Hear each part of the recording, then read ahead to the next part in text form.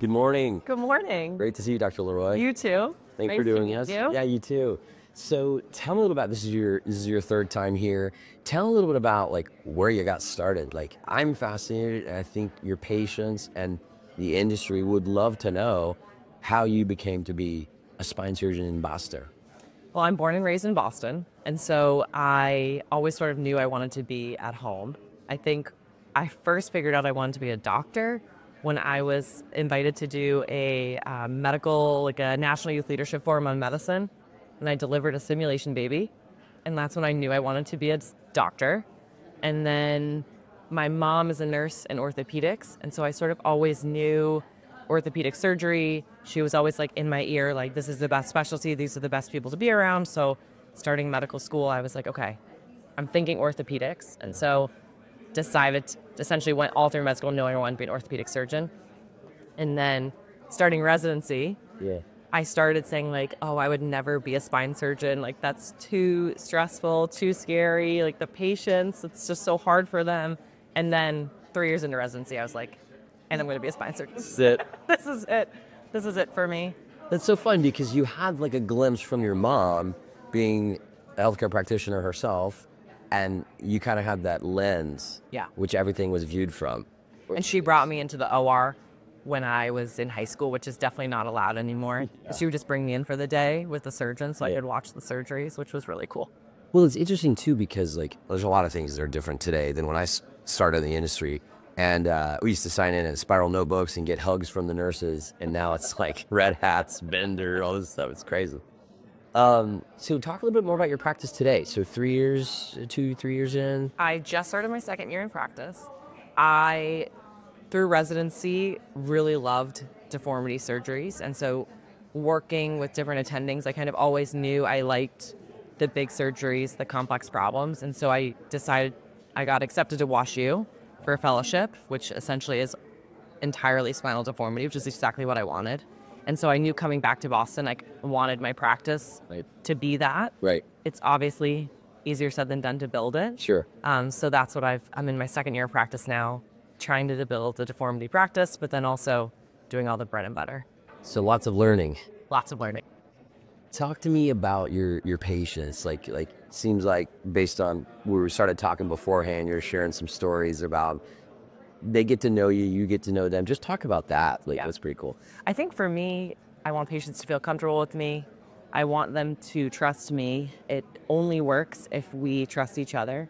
And so I feel like myself, my admin, like from like the minute they walk in the door, I want them to feel like they have a good experience. And so my goal is to make them feel comfortable and do what's best for them and kind of know where they are and sort of decide like, how much surgery do you need? Like, what are our goals? What are your goals? Right. Because I can do any surgery, but if that's not what your goal is, then it might not be for that. That's awesome. Yeah. And how much of that process with your patients are you consulting? I would imagine patients today have a lot more information than they used to. So they're coming in from Dr. Google, Dr. Reddit, with all these things. And can you talk about that? Like how your patients are likely, especially in Boston, educated. I think not only they're educated and they look things up, but then they see like 3 different surgeons, which is always really interesting. I think being in a big city, it's just bound to have different opinions, and it's easy to go get a second opinion, a third opinion, a fourth opinion. And so I say, if they ask me like, oh, I saw this on the internet, it's kind of like breaking it down for them. So I spend a lot of time going through the imaging. So any MRI, any CT, I sit there and show it to them and go and describe it to them. And I think a lot of them comment like, oh, you've broken it down for me. Like you've made it much more palatable or easy to understand, because if they leave confused, then I made it worse for them. Yes. But that's a really interesting process. And it takes time. Tell me more. Tell me more. Yeah, I think every patient, you inevitably feel like, oh, did I run over? Or like, but I'd rather spend the time with the patient. And yes, taking that time to go through an MRI can feel like it adds an extra like 5 to 10 minutes. But I think at the end of the day, if they end up having surgery with me, I want them to understand what I'm going to be doing. And so I think it's all worth it for them. That's great. What do you think is the most fulfilling thing about your job? when a patient comes in with a happy face or like gives you a hug. And like I had a patient, a micro disc, right? It's a very simple, small surgery. And she was miserable for a year. And then her first post-op visit, she came in and she was just sobbing because she wasn't in pain anymore. There's just something so rewarding to feel that and provide that for patients, that you could have a bad day and then a patient comes in and it's like, thank you so much for making my leg pain go away, and you just feel better. It doesn't matter. So you mentioned your mom's an orthopedic nurse. Can you talk about the nurse-doctor relationship in this space, taking care of patients? I think that you need to have a good team, and you need to have people who enjoy working with you, and you need to have positive experience. I always think this, like if you're having a bad day, everyone feeds off your energy. And so I think having a good team that everyone's in a good headspace only makes it better for the patient. So I try and make it like very positive for everyone. I feel like, so I trained where I'm now practicing. And so they've known me for like 7 years. And so I think for me, it's just so nice to go home and be at home with the nursing staff, the anesthesia, the CRNAs, the scrub techs, like everyone knows me. So it feels like home. Oh, Yeah. that's amazing. And I think having been in some of these rooms, which are similar to what you're describing, there's a lot of that. There's benefit downstream of that. Everyone they're comfortable. They're working in this symphony that is the operating room. That's really neat. And everyone's excited, and everyone's like has the same goal. Sure. So I have patients that I operated on, and I have anesthesia coming up and asking me, or the nurse or the scrub tech, how's your patient doing? And so it's not just me who cares about the patient. Yeah. It's everyone else too. Including the industry. I remember the best moments of the job were when I would get a text about a patient and case that we did, and that patient's going home on Tylenol or something like that, because we usually don't get to see the pre and post-op of the surgery. It's so focused on what happens in the OR. But this is a full circle before someone coming in pain, right? That's so neat. Yeah. So notice you have a ring on your finger there. Congratulations. Thank you. Really, the reason I brought that up is to talk about the patient that you just shared, that recognized it and then kind of knew your story. And I just think it's fascinating. Like, these are real people. You're a real person. We all put our pants on the same one leg at a time. We get married. We have kids.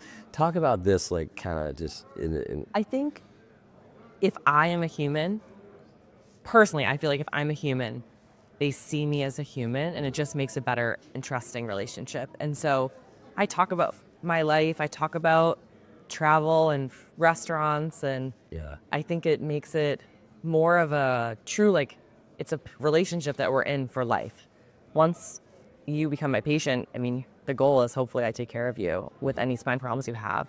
And so I think it humanizes both of us, and I like talking about and sharing myself. I don't want to be closed off to them. That's my approach. I think other people are different, but it works for me. It works for me. It's what works. And I think sitting down here doing this, we're grateful for the time here at the MTV studio. We feel like this is going to help get a little bit of like who you are, Dr. LeRoy, like what makes your practice is you. Yeah. That's neat. So thanks for doing this. Thank you for having me. You talked about making time, making sure that you go over the MRIs and all the preoperative things. What about in the operating room? Like, I liken it to, we did a lot of lateral surgery in my experience. A lot of that retractor, getting patient positioning, a lot of that front end work pays massive benefits. You know, can you talk about that as it relates to deformity surgery or wherever you want to go, like in your operating room? I think it is setting it up from the start is so important. So I'm in the room. I'm the first person in the room. So I'm putting on my imaging at 6 a.m. I have all my stuff up. I'm ready to go.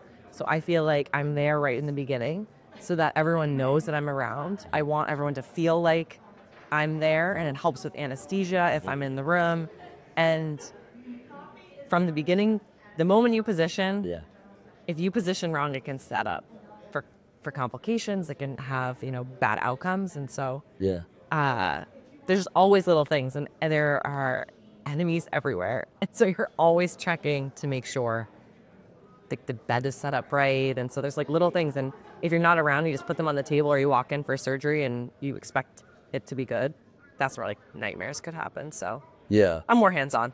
I would want that. I mean, I would hope that a lot more doctors and surgeons have that same hands-on approach, because it's everything. Right. What's your favorite what's your favorite surgery? My favorite surgery is a T10 to pelvis for a degenerative scoliosis. Degenerative scoliosis is arthritis, kind of collapse of the disc spaces and creating a curvature to your spine that develops kind of over time. It's different from idiopathic scoliosis, which is you have that from childhood or adolescence. And so there's just different characteristics to them, whereas one develops as you get older, the other one's been there since you were a child. Both can have similar symptoms at the end of the day. But that's my favorite surgery. Yeah, it's awesome. I'll take that any day over some other cases. Do you do interbody work, or posterior, anterior, lateral? I think in training, I think we did a lot of everything from the back. We did a lot of big anterolateral thoracoabdominal incisions too in fellowship, which is amazing, but it's not, you can't always translate that to home. And so I think I'm mostly doing everything from the back. Haven't done a lot of laterals. I'm trying to never did them in fellowship, so trying to get training on that, because I know it can be so valuable. And so to do that would be great, and doing some anteriors too. So very nice. I really, really do appreciate you sitting down. It's great. Great to meet you. You too. Yeah, thanks for doing it. Thank you. Yeah.